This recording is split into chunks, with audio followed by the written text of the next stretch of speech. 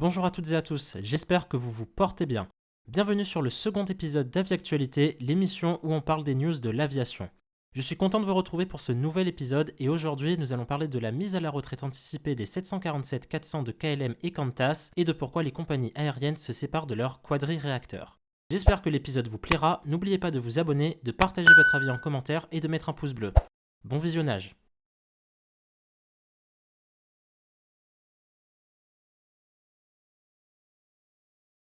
Le dimanche 29 mars 2020, les compagnies aériennes Qantas et KLM ont opéré le dernier vol d'un Boeing 747 au sein de leur flotte.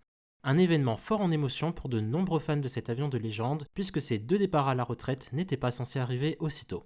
En effet, Qantas avait prévu de retirer le Jumbo Jet de sa flotte d'ici la fin de l'année, tandis que KLM prévoyait un départ à la retraite pour l'année prochaine. Juste avant son dernier atterrissage, le 747 de Qantas a effectué un passage au-dessus de la baie de Sydney afin de dire au revoir à la compagnie australienne qui aura fait voler le 747 pendant près d'un demi-siècle.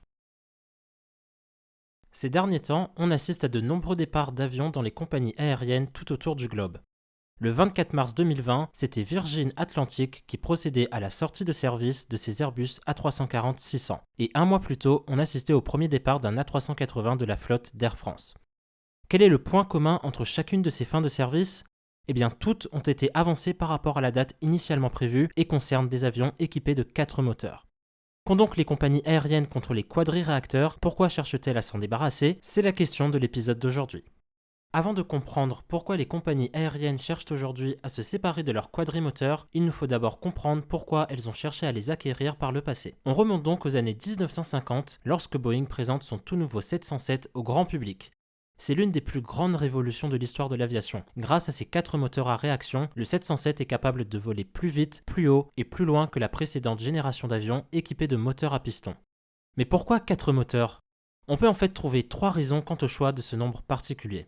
La première raison, et la plus évidente, c'est le principe de redondance. Dans les années 50, la technologie du moteur à réaction était encore toute récente, et malgré une meilleure fiabilité que les moteurs à piston, il n'était pas rare qu'un réacteur tombe en panne en plein vol, comme le montre cette étude de la FAA datant de 1985 qui répertorie toutes les pannes moteurs non maîtrisées arrivées aux États-Unis entre 1962 et 1985.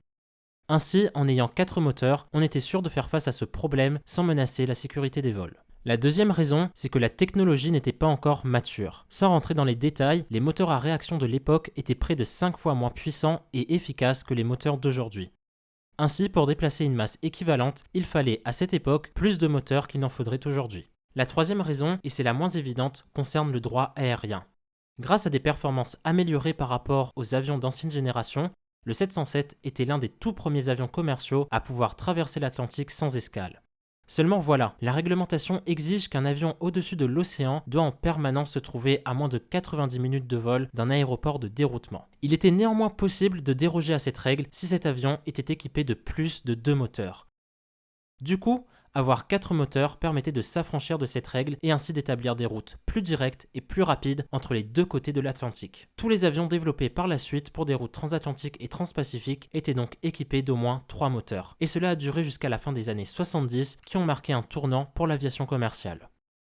Effectivement, les années 70 sont d'abord marquées par le premier choc pétrolier qui a amené les compagnies aériennes à surveiller de plus près leurs dépenses liées au carburant. Mais surtout, à la fin des années 70, grâce aux nombreuses avancées technologiques, des réacteurs plus puissants, plus économes et surtout plus fiables firent leur apparition. On peut ici citer notamment le Pratt & Whitney GT9D ou encore le General Electric CF6. Airbus et Boeing prirent alors l'initiative de construire des biréacteurs capables de traverser l'Atlantique sans escale, comme l'Airbus A300 et les Boeing 757 et 767.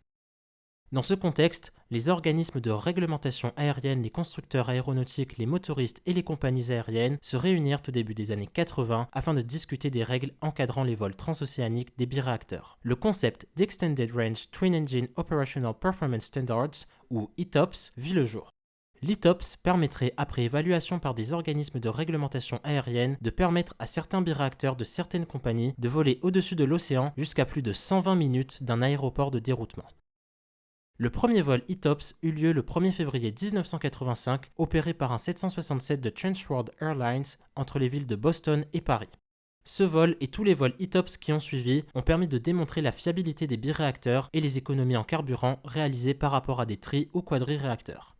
Après 3 premières années de vol ETOPS sans problème majeur, il est même devenu possible pour les bimoteurs d'obtenir la certification ETOPS 180 qui leur permet de voler jusqu'à 180 minutes d'un aéroport de déroutement. Ces derniers pouvaient alors emprunter les mêmes routes transocéaniques qui étaient jusque-là réservées aux quadriréacteurs. Ainsi, face à des avions consommant 2 fois moins de carburant et capables parfois de transporter le même nombre de passagers, l'ETOPS a clairement été le début de la fin pour les avions équipés de plus de 2 moteurs. Si certaines compagnies aériennes ont néanmoins continué à les utiliser, c'était parce que les biréacteurs n'étaient pas encore capables de transporter beaucoup de passagers sur de très longues distances supérieures à 10 000 km. Les années 90 ont vu la mise en service de nouveaux gros porteurs équipés de 2 réacteurs, comme le Boeing 777 ou l'Airbus A330 qui ont mis fin à l'ère des triréacteurs et ont porté un nouveau coup de massue aux quadriréacteurs. On disposait désormais de bimoteurs dont la capacité approchait de très près celle des quadrimoteurs, mais capables de parcourir des distances équivalentes, voire même parfois plus grandes. Cependant, ce qui a réellement changé la donne, c'était la nécessité croissante pour les compagnies aériennes de constamment assurer leur rentabilité. Le marché du transport aérien a toujours été volatile étant sujet aux tendances économiques, et tenir une compagnie aérienne est devenu de plus en plus compliqué avec le temps.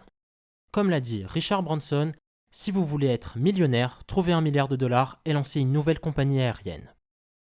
On voit sur ce graphique du Center for Aviation que les RPK évoluent clairement de façon parallèle au PIB mondial, c'est-à-dire en suivant les périodes de récession et d'inflation. Les 2 chocs pétroliers, la récession des années 1990, les attentats du 11 septembre 2001, le crash boursier de 2008 et maintenant la pandémie de Covid-19, tous les 10 ans, un nouvel événement impacte négativement l'industrie aéronautique. C'est une évidence, pour durer dans l'aérien, il faut être rentable. Autrement dit, les compagnies aériennes doivent s'assurer d'avoir des avions toujours pleins. Or, c'est là une mission de plus en plus difficile pour les Boeing 747 et autres Airbus A380. En effet, la demande pour les longs courriers étant saisonnière, élevée lors des vacances d'été et d'hiver mais faible le reste de l'année, ces avions permettent de satisfaire la demande pendant ces périodes spécifiques mais volent à moitié vide le reste du temps. Enfin, il semblerait que ces gros porteurs ne soient plus adaptés aux spécificités du transport aérien qui a considérablement changé ces dernières années. Juste avant de passer à la dernière partie de cet épisode, j'aimerais faire un point rapide sur le Hub and Spoke et le Point-to-Point. Le Hub and Spoke, c'est un modèle de transport dans lequel on construit plusieurs destinations autour d'un aéroport central appelé Hub. Ce modèle permet notamment de garder une simplicité dans la construction de son réseau. Le point-to-point, quant à lui, consiste à rallier directement 2 aéroports sans passer par l'intermédiaire d'un hub. Ce modèle demande une construction plus complexe, mais quand il est bien utilisé, il permet de faire des économies en carburant. Il y a encore 10 ans en arrière, les compagnies aériennes traditionnelles, low cost non comprises, utilisaient surtout le modèle du Hub and Spoke. Cependant, ces 10 dernières années, le modèle du point-to-point a considérablement augmenté, étant plus respectueux d'un point de vue environnemental. Par exemple, le Boeing 787 a ouvert pas moins de 235 routes en point-to-point depuis sa mise en service en 2011. Étant donné qu'il y a plus de routes dans ce modèle, la demande sur chaque segment est plus faible qu'en utilisant le Hub and Spoke. Les gros quadriréacteurs disposent du coup de bien plus de sièges que nécessaire. Par ailleurs, les aéroports en point-to-point sont généralement plus petits qu'en Hub and Spoke et ne sont donc pas adaptés pour recevoir ces super jumbo déserts. On comprend désormais pourquoi les compagnies aériennes cherchent à se séparer des quadriréacteurs. Les procédures ETOPS, associées à un marché volatile qui a grandement évolué depuis les années 1970, ont conduit ces géants déserts à ne plus être adaptés aux besoins modernes du marché. La crise du Covid-19, qui a pris tout le monde de court et qui sera probablement l'un des événements majeurs du XXIe siècle, n'a fait qu'accélérer le processus de mise à la retraite de ce type d'appareil. Malgré tout, je pense qu'il y a quand même encore beaucoup de chances de voir des 747 et des A380 voler dans le futur. Concernant le 747, même s'il n'est plus adapté au transport de passagers, il est encore parfait pour le transport de fret grâce à un volume cabine supérieur aux appareils bimoteurs. Au sujet de la 380, les compagnies du Moyen-Orient continueront à l'exploiter pour les 15 prochaines années au moins. D'ici là, la population mondiale augmentera grandement et le marché asiatique sera le plus gros en termes de croissance et de volume. Je pense que le géant d'Airbus pourrait avoir sa place sur ce marché au sein d'une compagnie suivant un modèle low cost qui vise à toujours remplir ses avions. Mais là, il nous faudrait une émission entière pour en parler, je pense que l'avenir nous le dira.